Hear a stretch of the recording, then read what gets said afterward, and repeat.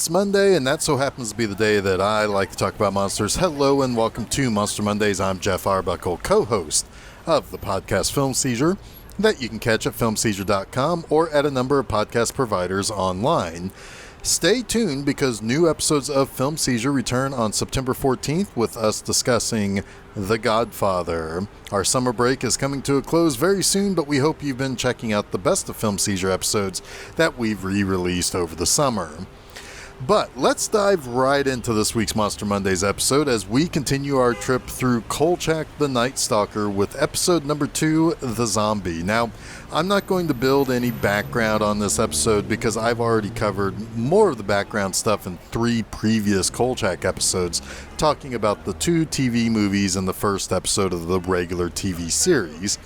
Go back and listen to those episodes if you want a little bit more of that background. But The Zombie opens with some guys who work for what Kolchak refers to as the Syndicate, and basically these are mob guys. They are counting thousands and thousands of dollars of coins in a truck trailer when suddenly it begins to shake and something breaks in. The guys try shooting the intruder, but no dice. The intruder kills one of the goons, a former boxer who is listed as having died from heavy blows, and it's written off as a gangland hit. The next day, Kolchak gets an offer from his editor, Vincenzo, to cover a police raid of the Syndicate. Now, this gives Kolchak reason to listen, but there's a catch.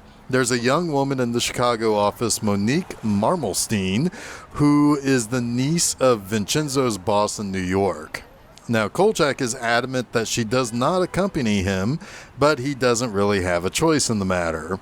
They arrive at the raid, but Monique rushes out of the car to take photographs, and Kolchak has to basically shut her away in the trunk of his car so that he can get his own pictures and get her out of the line of fire.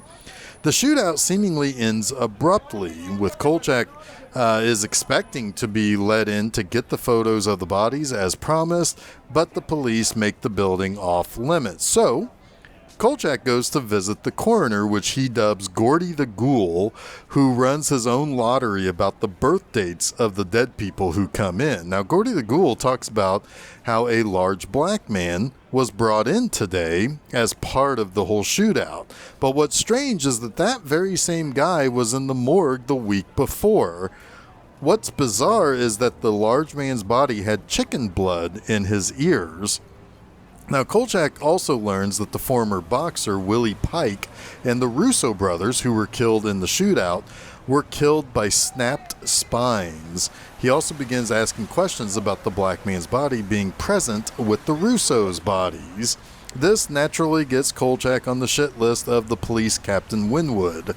So apparently there may be some beef between the Syndicate and the black guys who run numbers on the south side. So this leads Kolchak to the south side of Chicago and to a Haitian man played by Scatman Crothers. He is going to give Kolchak a lucky number by reading chicken bones, and Kolchak remembers something about chicken blood in Francois Edmond's ears. Before he can get any more questions answered, he gets hassled by Sweet Stick Weldon, a tough on the south side played by Antonio Fargas of Starsky and Hutch fame. But meanwhile, more people are getting killed by their bodies being essentially broken in half. And Kolchak witnesses a meeting between the Syndicate and Sweet Stick, and Sweet Stick swears that he had nothing to do with the Syndicate guys being snapped in half. And the Syndicate tries leaning on Sweet Stick, and this only inflames the Syndicate and Number Runners relationships that much more. Kolchak gets caught by the Syndicate when he accidentally makes noises and is found while trying to record that conversation that they had with Sweet Stick. He tells the Syndicate about Edmonds and even digs up his coffin to show that he is not there and he is the culprit that they are looking for. Now, Kolchak tells the police captain and Vincenzo that Edmonds had been turned into a zombie, and they don't exactly want to hear any of this. The next day, he goes to visit the only relative of Edmonds, his mother, and she claims that she only makes medicines for ailments, but Kolchak suspects that she's a voodoo practitioner. He sneaks into her garage or shed or whatever and witnesses her sacrificing a chicken and using the blood to write Kolchak's name on a board, basically marking him as a target. Also, next to his name is another board that says the police captain Winwood's name, and he's also marked for death. So that means that there's a bit of a ticking clock happening as Kolchak tries to find the zombie before he kills both Winwood and Kolchak.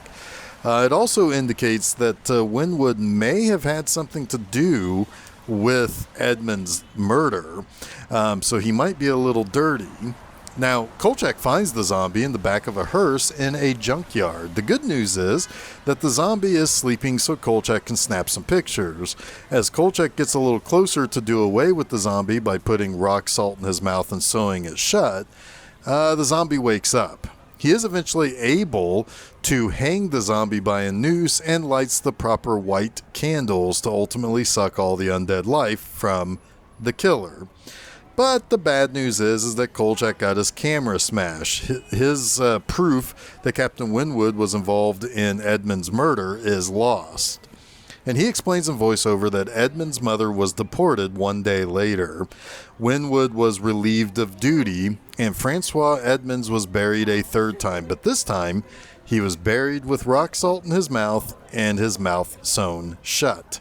Kolchak invites anyone to see the body for themselves if they wish to exhume the corpse. Now let's get to my 3 things that I like about the zombie. Now first up, I really like how this isn't just a straight monster murder spree like we've seen previously. This story stretches its legs a bit by starting off with some underworld, and no, not the monster underworld, but the criminal underworld shenanigans. We have the main crime bosses in the syndicate having some issues with the zombie, which then causes them to get into a tiff with their numbers guys on the south side. And that also brings in a little bit of a race element to the story too. What's additionally interesting about this race stuff is that the Italian syndicate guys aren't exactly played for laughs, not necessarily.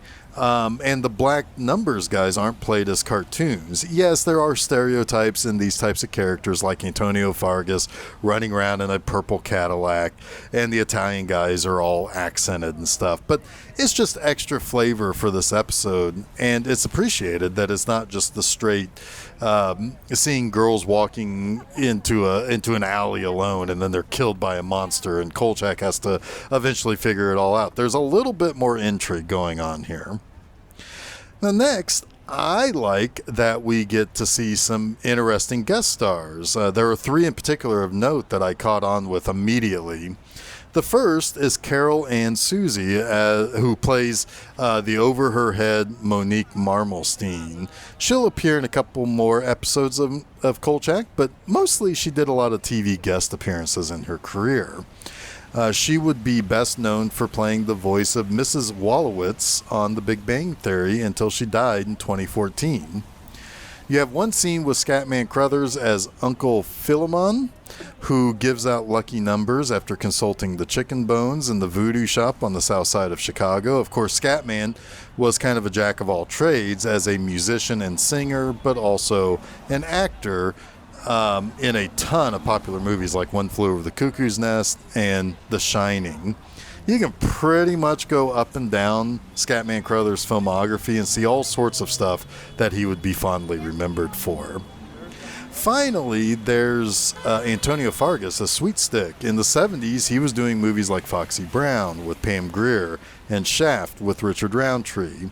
Later, though, he'd be Huggy Bear in Starsky and Hutch, who is maybe one of the more recognizable supporting stars of 70s cop television. I just kind of like how there are people like this who you immediately recognize. It's kind of a warm, fuzzy feeling when you watch an almost 50-year-old show and still immediately recognize a few people that are guest starring in the episode. Now, thirdly, I like how this episode actually has a lot more comedy to it, too. I will always give high marks to Darren McGavin for his portrayal of almost any character, and especially Carl Kolchak. Now, this episode has some really funny lines in it for characters, like how Kolchak keeps saying his brother, whose name always changes, is at fault for the negative stories that he's done about some of the criminals, or how he keeps tabs on every time Vincenzo invites him out for coffee or sandwiches, because it's always something that ends up leaving Kolchak with the short end of the story stick. But this episode really starts to show how the name Kolchak is really kind of toxic if he sticks around one town too long. Kolchak annoys the cops. He annoys Sweet Stick. He annoys the syndicate guys. What's kind of funny is that even the syndicate boss only knows what Kolchak did to annoy him by crashing some sort of event that he was having, and not his actual name. Kolchak is like an annoying bug that you can't quite get rid of. However, Kolchak is only on about the middle rung of the ladder of society. That's because all the dregs below him love it when he comes around seeking answers to questions, because he greases their palms pretty well. Gordy the Ghoul is happy to tell Kolchak anything and everything as long as Kolchak's got 20s in his pocket. There's even this monk character that Kolchak goes to talk to a few times. Kolchak even says that this monk never took the vow of poverty or silence, which is funny because that means that this monk is selling information and he's happy to talk if you're willing to pay. But, he's basically more than happy to tell Kolchak what he wants to know as long as Kolchak has a pocket of cash. So Kolchak might actually be trying to tell the right story and be altruistic, but he's also kind of compromised in ethics to the point that, in a way, he's sort of a lovable loser who just happens to get under everyone's skin eventually. Now that wraps up this week's Monster Mondays. You can catch new episodes of Monster Mondays each Monday at filmseizure.com. You'll also be able to listen to those episodes of the best of Film Seizure on the next couple of Wednesdays, and then starting Wednesday, September 14th, we'll be back on our regular weekly schedule, at least for a little while, as we dig into the Godfather trilogy to wrap up September. So you can listen to those episodes of Film Seizure as well at filmseizure.com. But don't forget to follow Film Seizure at Facebook, Twitter, and Instagram, and subscribe to Film Seizure to get both the Film Seizure podcast and Monster Mondays at your favorite podcast providers, as well as YouTube. By doing that, whether you follow us on one of the social media sites or you subscribe to us on one of the podcast sites, you'll know when those episodes get dropped of both shows, and you can check those out when they happen. But you can also check out my website, bmovieenema.com, to read new articles every Friday morning. Now, I'm going to go back to Disney horror next time when I take a look at the Bette Davis and Lynn Holly Johnson mystery thriller, The Watcher in the Woods. So until next week, everybody, stay spooky.